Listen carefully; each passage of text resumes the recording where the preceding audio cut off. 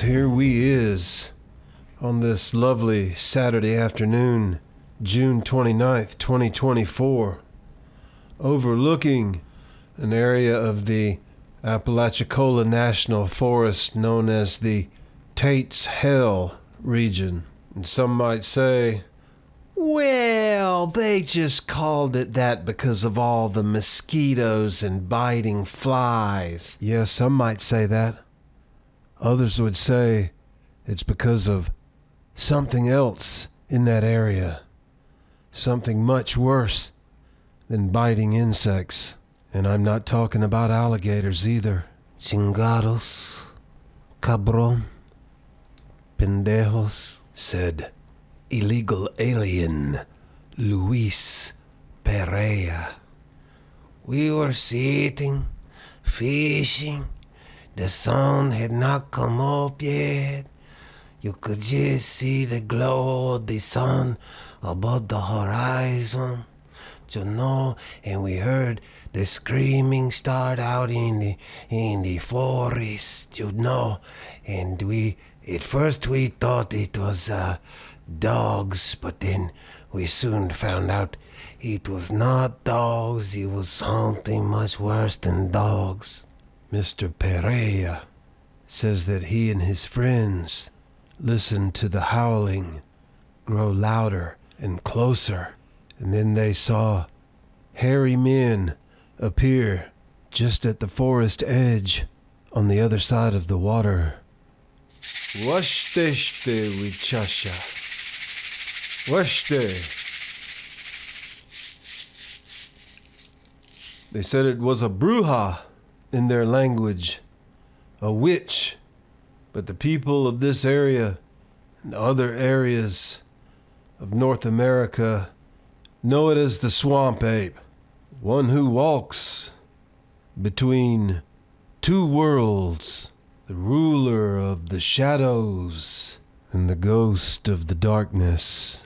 But the pale-faced city slicker White Eye simply calls it the delusions of rednecks and hillbillies and drunken Indians. But there's an old saying among the natives that goes kind of like this: pale face, speak with forked tongue. Or something like that. Now this area is just a few miles north of St. George Island, Florida. If you ever get a chance to go there, I strongly recommend long-sleeved clothing, as the biting insects are occasionally compounded by the howling out in the forest. I like going just before dawn myself, as you can see. Of course, this drone footage was probably shot an hour after I got there. When I arrived, it was still nearly total darkness. Now, did I ever tell you about that time over in Southeast Asia when I actually got to meet this fella face to face and shake his hand?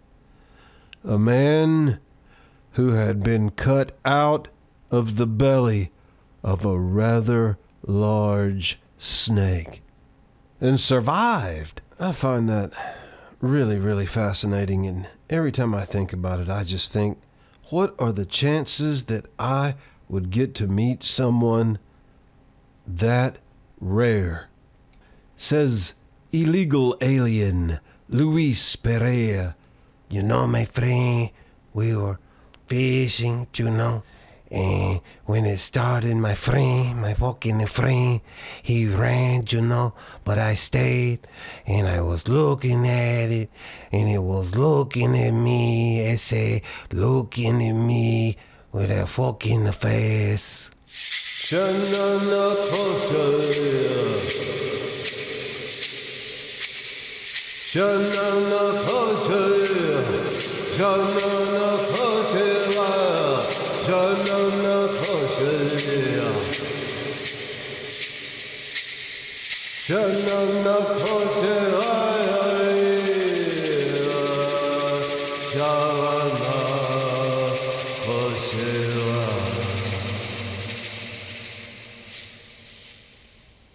Anyway, if you're looking for a good drone and you don't want to spend thousands of dollars, save up $600 and get the DJI Mini 2 bundle.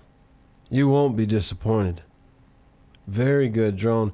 You would think that a drone that light would be easily toppled by the wind, but no, I've flown it in very windy conditions out over the ocean, and it maintains its stability quite well. I remember when we were in the southern Philippines training these recruits that were going to go into the Central Intelligence Agency and National Security Agency, and we were instructed by our instructors to go very, very hard on these recruits, which we did unbelievably hard. You talk about hot. You ain't never been in hot till you been 8, 9, 10 degrees off the equator in the summertime, in the jungle, in Southeast Asia, and you're pissed off and you want to go home real bad. You'll do anything. You even pray to God, dear God, please, I'll do anything you ask.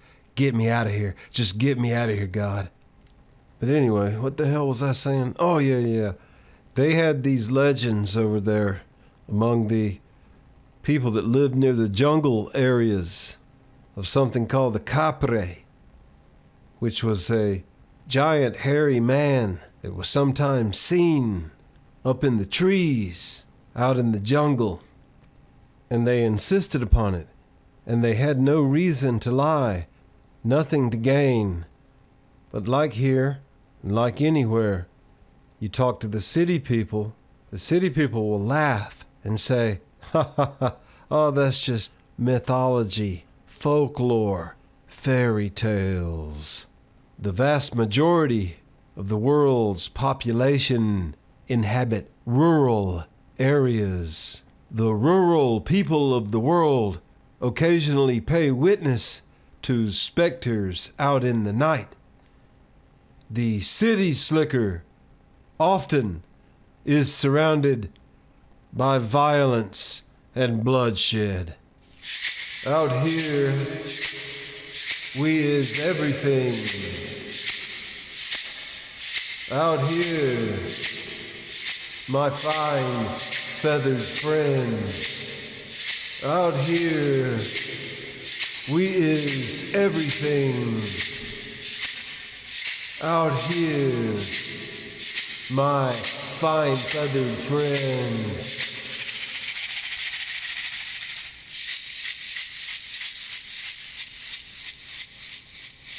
The people of the Deer Clan used to call them the Shukalu before the coming of the White Eye, the hairy man of the forest, cave dwellers, some of them cannibals, some of them friendly.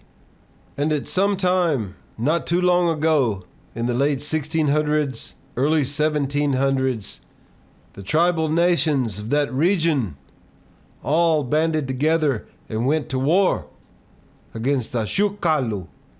But then again, we're just talking about a bunch of drunken Indians, and nobody's history can be trusted. Not the history of the White Eye, nor the history of the Red Man. Now, did I ever tell you about that kid that I knew when I was growing up? I actually went to school with his sister, Laura. His name was Clay Ranew. You can look this up, Clayranew, Clay Ranew.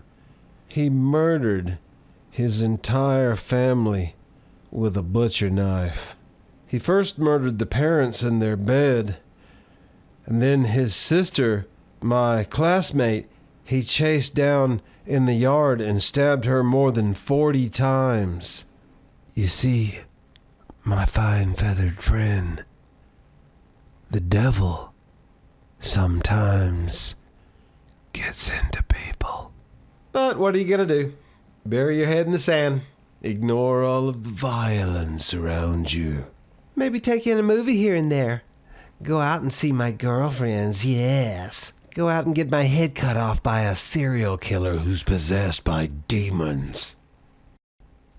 But anyway, like I was saying, it would have been around 1972, 1973, when I was 5 or 6 years old, born in 1967.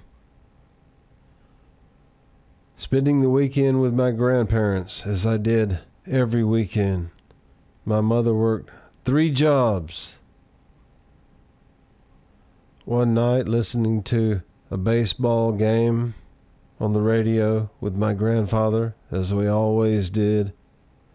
He liked to listen to the games on the radio, AM radio, way out in the proverbial boonies, halfway between Camilla, Georgia, and Sales City, Georgia.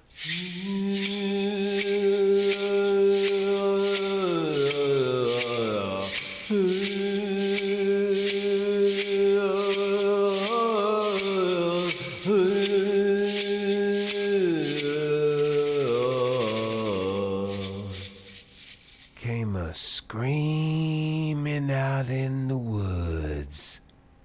Yes, yes indeed. My grandfather thought that it must be a panther which had wandered up from the South Georgia swamps.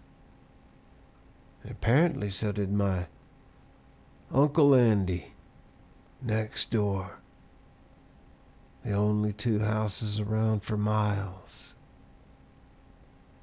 Anyway, Uncle Andy and Granddaddy went out with their shotguns and rifles and spotlight in Uncle Andy's truck. And Uncle Andy, when they came back, said that he got a spotlight on it, got a good look at it. And it was some kind of escaped gorilla from some zoo or something. He said that it turned its head and looked right at him, and then stepped over a 4-strand barbed wire fence and ran off across the peanut field into the darkness towards the woods. Yes. But facts get destroyed over time, and history is just one big fabrication. Yes. There's certain things that them boys in the Defense Intelligence Agency don't want getting out to the broader public. And if you tell anyone, I'll cut off your finger. And we just laughed and laughed and laughed, and then I shot him 3 times in the head and cut him up with a hacksaw and put him inside of a suitcase. Transported his body out of the Bellagio and into a van waiting outside. But that's just hearsay, and facts get twisted over time, and history is a lie. For it was the people of the Deer Clan who called the Shukalu the Watchers over the land. Washteshte, washteshte wichasha, oyashi, oyashi wichasha.